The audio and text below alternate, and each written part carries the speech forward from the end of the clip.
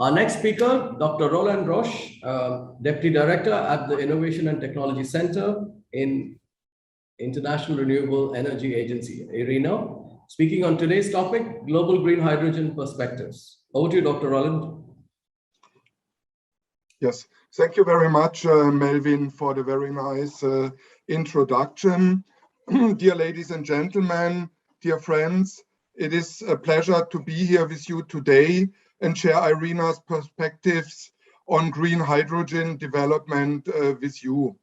Thanks to the organizer of the second edition of the MENA Energy Meet Virtual Summit for the invitation to speak here on behalf of IRENA. For the ones that do not know IRENA, the International Renewable Energy Agency is the global governmental energy agency. And yesterday we got our 165th member country as a member to IRENA. And we have another 22 countries in accession to IRENA, which gives us always almost a global coverage of governments working with the International Renewable Energy Agency.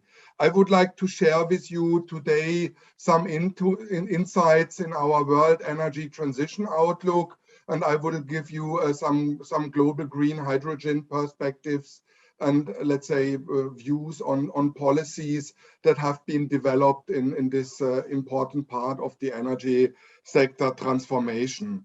So my first slide, let's say this is about the renewable energy trends and the global capacity addition of renewable energies. And here, let's say I would like to start with this opportunity to provide this overview. And I think it's my first statement here is very clear. So ladies and gentlemen, my first message here, the energy transition is happening and is already unstoppable.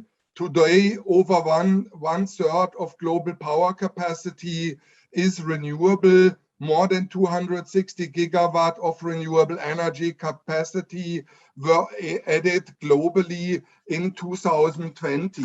So if you look here on the share of renewable electricity generating capacity, you see that almost 80% of the capacity that was added to the global generation portfolio came from renewable energy.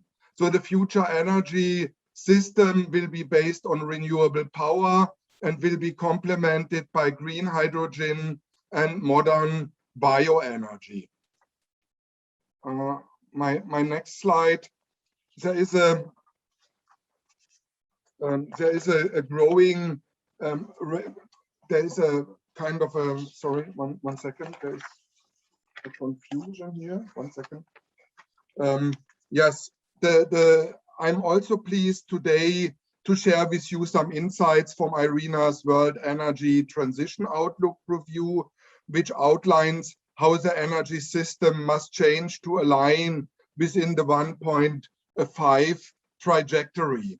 So on this second slide, our outlook makes clear that the window of opportunity is narrow. My second key message is therefore that renewable-based energy future is not just a possibility, it is a necessity.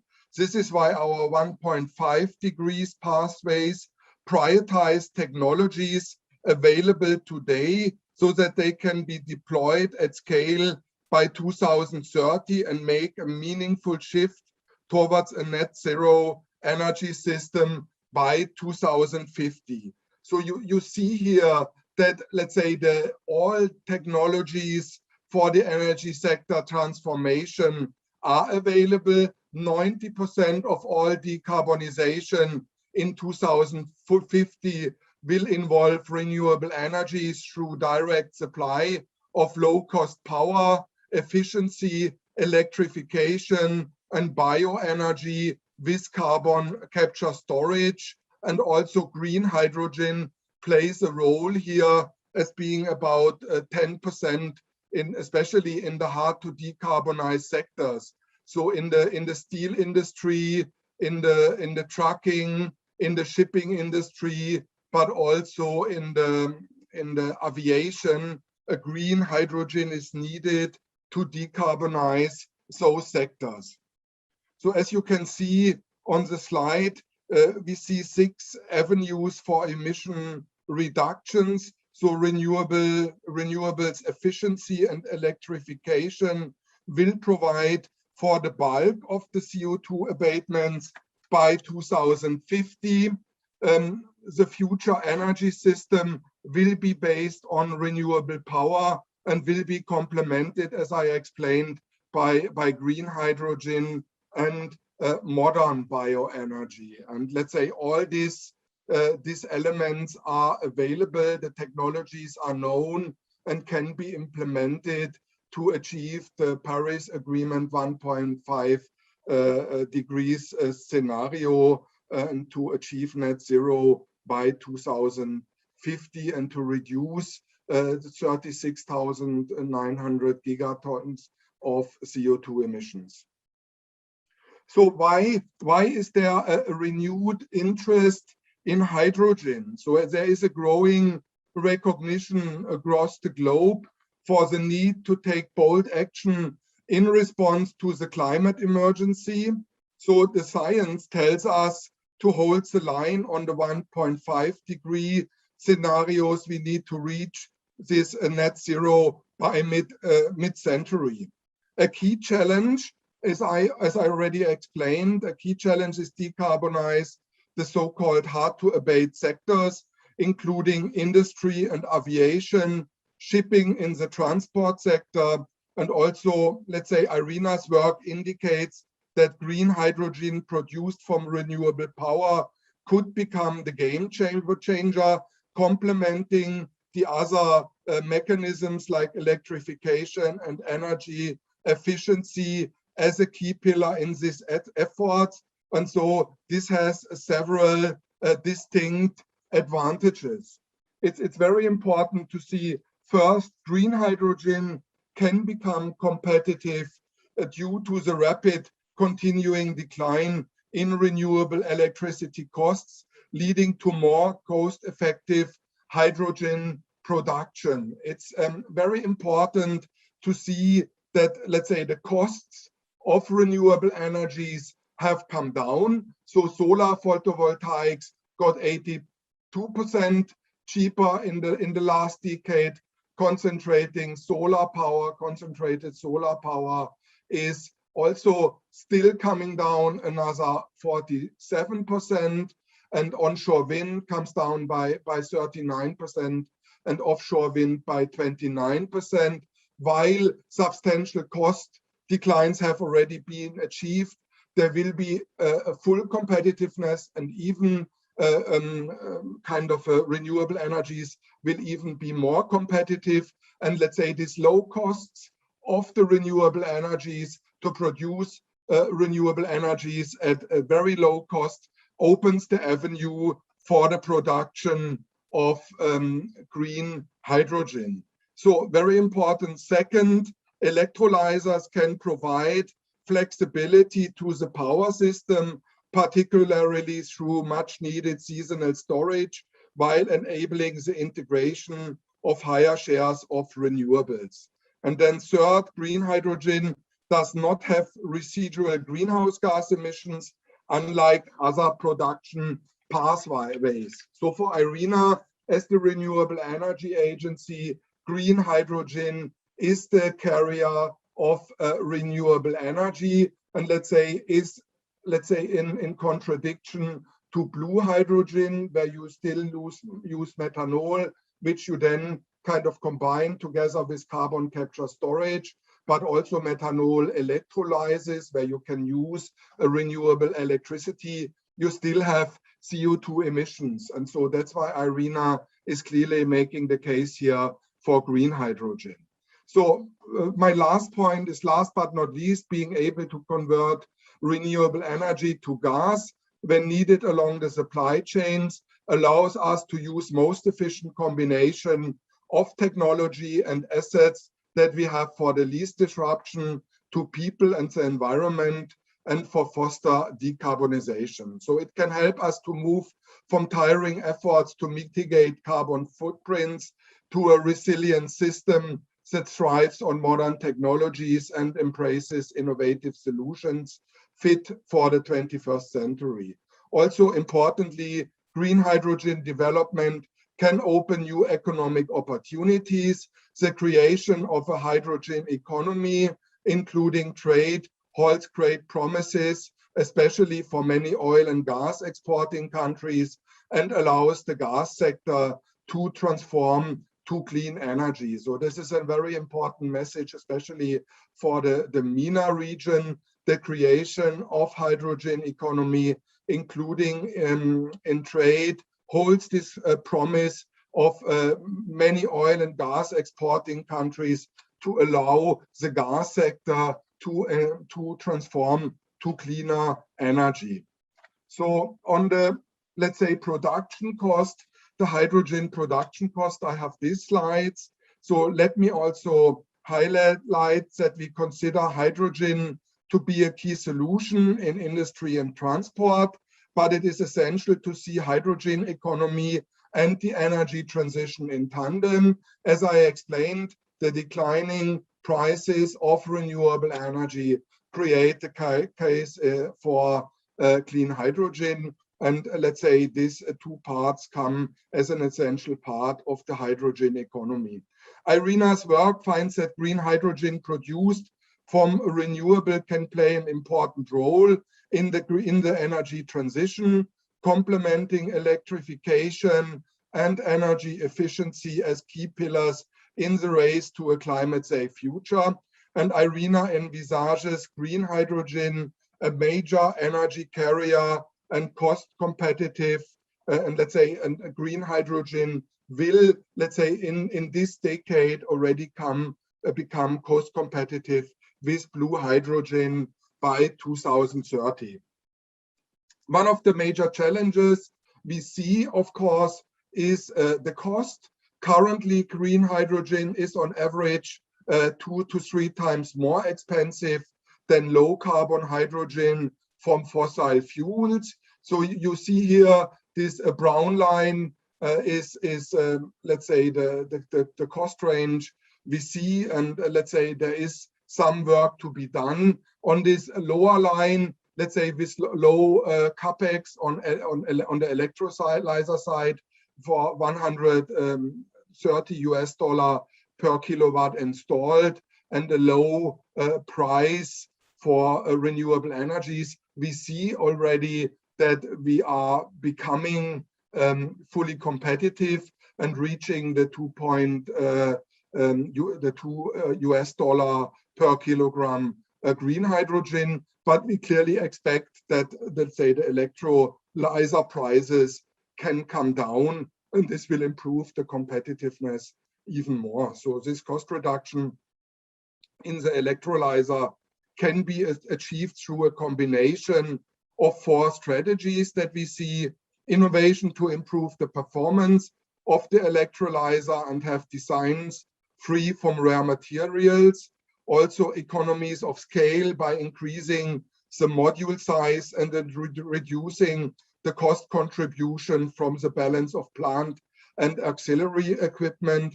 Cost is not the only driver for module size, and the specific application will have a large role in the trade-off.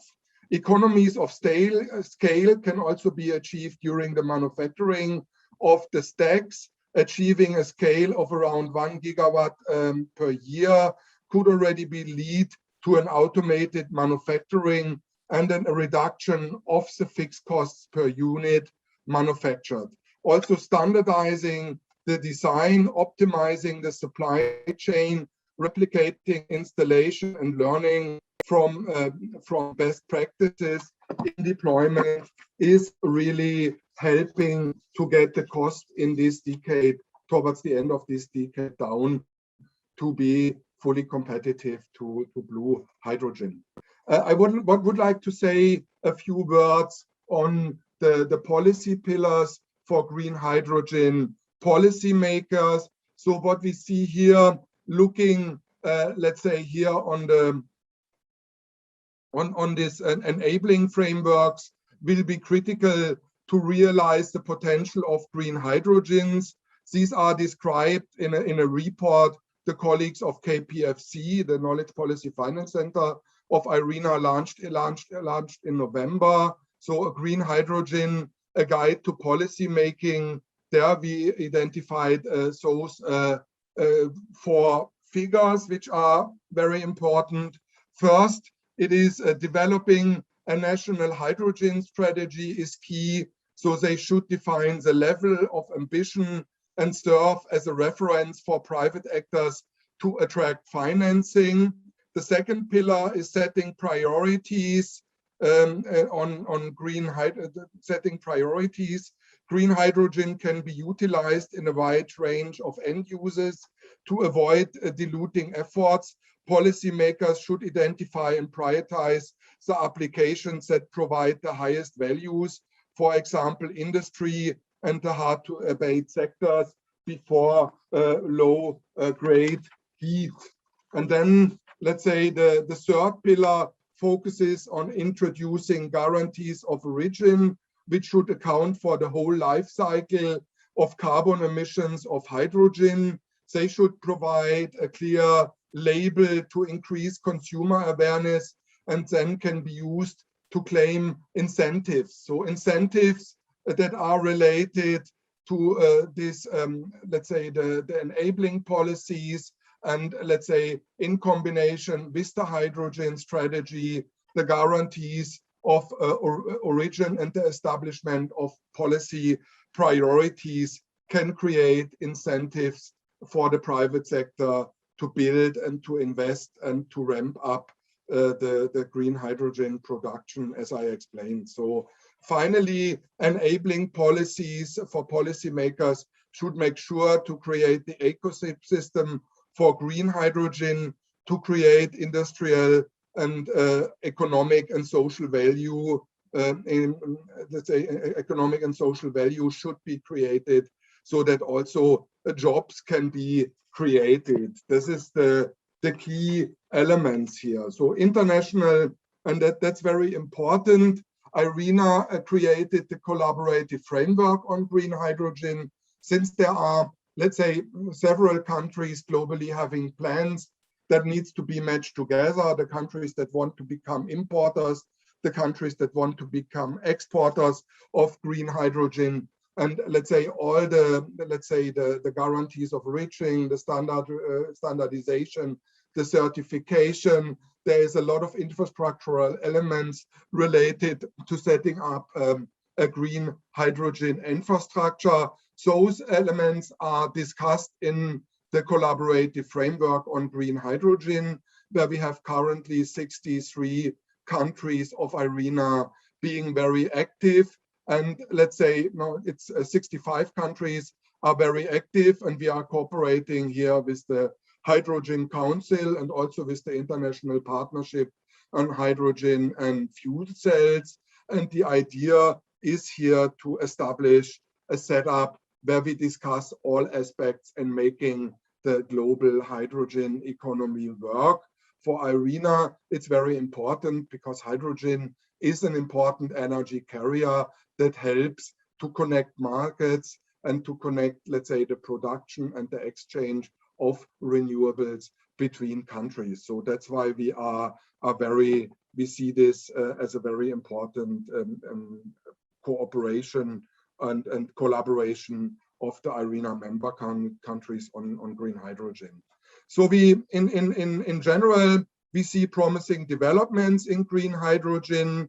IRENA looks forward to deepening our collaboration with all the stakeholders to work and building a sustainable energy future, specifically in the MENA region. It is very important to have more partners and let's say collaborate with many countries that initiate activities around green hydrogen. Let's say a good starting point for everybody here in this meeting. It would be nice to have a look to all these reports that I have here, and also from which I presented some parts of our work. Have a look. You can download these reports for free under www.irena.org. Thanks a lot for having me here, and I would like to give back the floor to Melvin. Please, Melvin. Thank you, Dr. Roland, for the presentation. So one question for you. Which is your most exciting project you're looking forward to from IRENA's point of view in the coming months or next year? No, of course, there is, let's say, what I have to say is, there is, of course, we are a governmental organization working with governments together.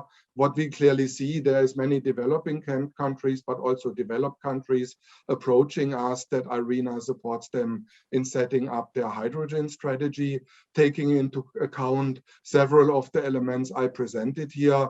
But let's say each country is different to identify the priorities of what a country wants to achieve, and if they need to import or if they can export green hydrogen, and how, let's say, their hydrogen can best contribute to the decarbonization of energy systems, let's say decarbonization of steel. There you can think of green steel pellets, but also, let's say, looking into the opportunities to decarbonize the transport sector with aviation and shipping is very important. Also very important is the European Commission is extremely active on the green hydrogen economy side, looking in, let's say, what needs to be done that hydrogen can play a role in achieving the decarbonization objectives of the European Commission. And there a collaboration and a cooperation with the MENA region is very important. We are working on setting up a regional meeting with the MENA region to see how the European Commission and the MENA region can best cooperate, and let's say how there is a possibility to trade hydrogen, blue hydrogen, but also for IRENA mainly green hydrogen from the MENA region to Europe. What are the infrastructure needs? How let's say, what certification needs are there to make sure that the hydrogen is traded includes really of what is labeled on it. Guarantees of origin play a substantial role here. And I've presented the work in the collaborative framework where we have a very strong exchange with 65 member countries and how they can best collaborate on all these aspects. So there is clearly, let's say, a long way to go, but it is already kind of taking shape, and let's say the first collaborations and cooperations are getting visible. So that's our main job at the moment. Thank you, Dr. Roland, and you have a nice day ahead, and hope to meet you in person in our next event. Thank you, sir. Thank you. Thank you. Bye-bye.